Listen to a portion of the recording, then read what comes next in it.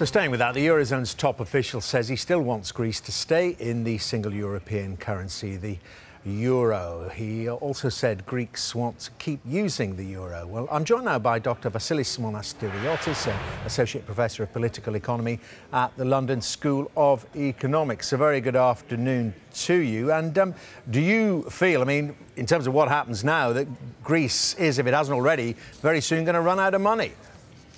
Well, there's a clear difficulty with the banking system, so the country is going to run out of money in a few days, no more than a week if they don't get extra liquidity support from the European Central Bank. But I think we see now, as the hours go by, some positive signals. Everybody is keen to start the negotiations, so we may have a change of stance by later today, by the end of today. OK, well, stay with us, Dr. Monastiriotis, because I'm glad to say I'm joined now from Greece by Stathis Kalyvas, Professor of Political Science at Yale University from Athens there. And a very good afternoon to you, Professor Kalyvas. Tell me, do you feel that a deal is more likely now? And I'm thinking about the resignation of the finance minister. Does that help things along in any way? Well, that was meant probably as a symbolic gesture to get the talks restarted. But I'm very concerned that it came very late and probably is too little.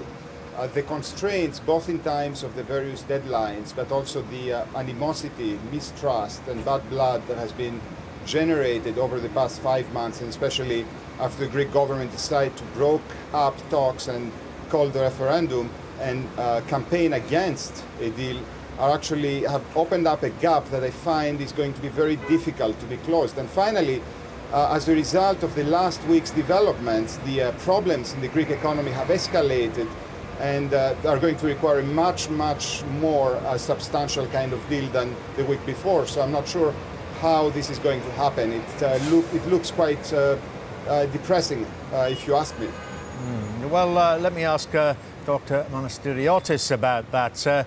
Greece, it said, had been making some progress, but the crisis over the last few days and weeks must have dealt the economy a very big blow.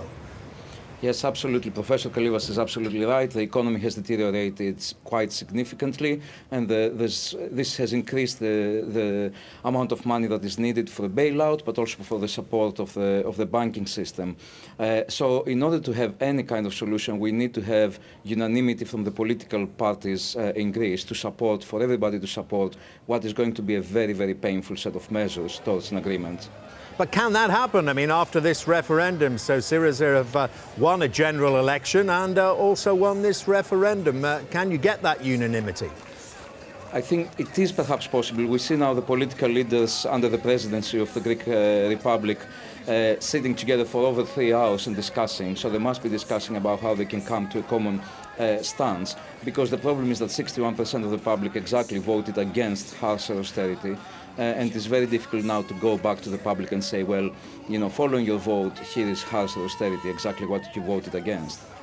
That is the point, isn't it? Over to you, Professor Kalyvas, you know, how do you sell any deal that involves a degree of austerity? And surely, even if it's thrashed out at the political level, the people in Greece will not accept that.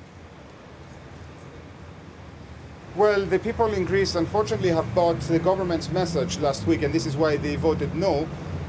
They bought the government's line that there were going to be no negative consequences, that the deal was going to be hatched. Some people said even within 48 hours, and that the banks were going to reopen. So they bought this line, hook, line, and sinker, in fact. If you looked at the surveys before the referendum, the majority of the people wanted a deal, even though that deal could have been painful. But after the government campaign against that, it has raised the level of defiance to a level that perhaps is very difficult to manage. I would argue that Alexis Tsipras, given his popularity, would have the ability, if he wanted, to implement a difficult deal.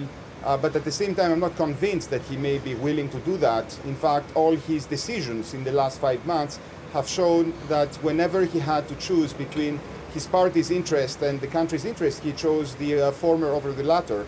And that's why we're here right now. So I'm not convinced that there's going to be a clear mandate for the implementation of very difficult measures. I really wish I'm wrong here.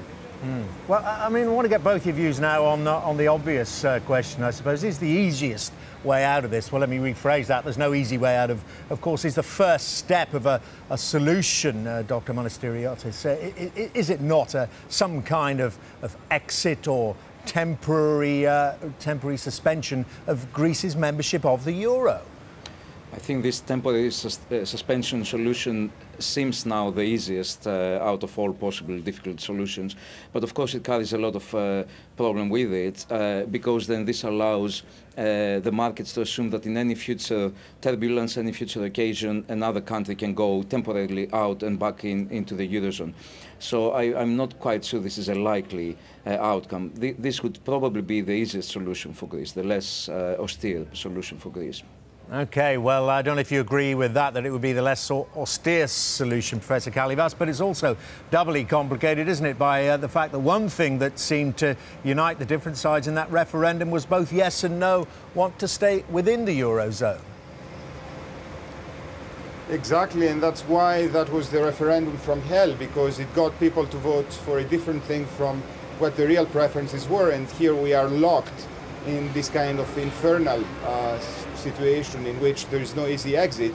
If we are to go for printing of IOUs, parallel currencies, etc., we're on a slippery slope that is going to be extremely costly and is likely to cause significant shortages in Greece, because Greece is importing a lot of its basic foodstuff, energy, medications, etc. So things are going to be likely difficult and worse before they get better.